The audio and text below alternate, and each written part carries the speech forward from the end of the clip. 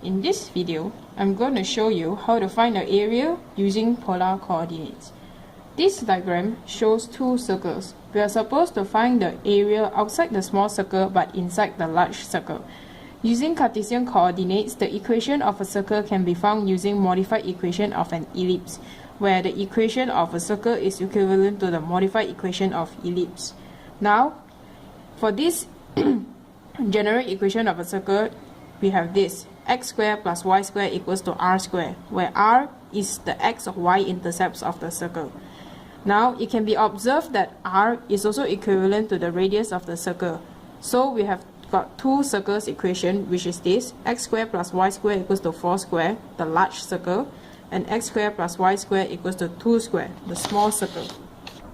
Now we are supposed to find the x limits and y limits to determine the area bounded by the large circle and the small circle. This double integral has a limit of x equals to 16 minus y squared for the upper limit and root 4 minus y squared for the lower limit. How we obtain this is by making x as the subject and we put it in terms of y. Okay. And next we have to find the y limits. The y limits are 2 for the lower limit and 4 for the upper limit. These limits were found based on the diagram given. The limits that were found are very complicated, and therefore, to make our lives easier, we use polar coordinates. Once it is converted to polar coordinates, the integration process will be much easier. And the area of shaded region, if you're going to use this double integral to find the shaded region, the double integral will be like this. As you can see, these limits here is very complicated and it's very hard to determine the area. So the conversion limits can be done by equating this root 16 minus y squared and root 4 minus y squared equals to x, where x squared plus y squared is equals to r squared. You can see from here, I substituted the r squared in the x squared and y squared with r squared, and for both I got r equals to 4 and r equals to 2. But we only use positive 4 and positive 2 because r is the radius, which is a scalar value. And then we're supposed to find the limits of theta. With the conversion of the limits to polar coordinates, dx dy is also converted to r dr theta, as we can see from this equation here. To convert a Cartesian to a polar coordinate, we need to use these formulas to do it. Okay.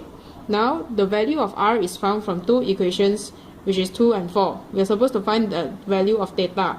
It can be determined very easily just by looking at the diagram.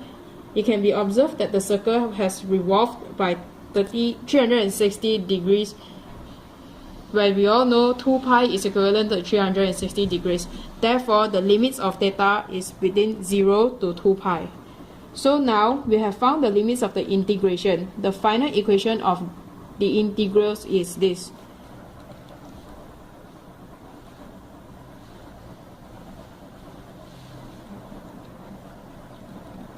This equation.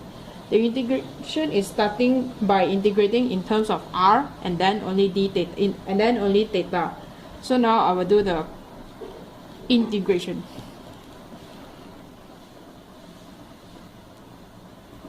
You integrate it by r first, okay, and then you substitute the limits into it. 4 squared.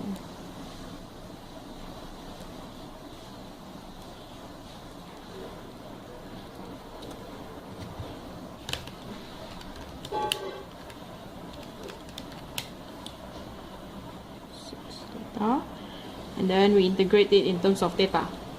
So we have 6 theta, and our limits is 0 to 2 pi. Then we substitute the 2 pi into the theta. 6 to theta. The other one is 0, so just minus 0, and we got 12 pi. This is the area of the shaded region. This is equivalent to 12 pi. Thanks for watching.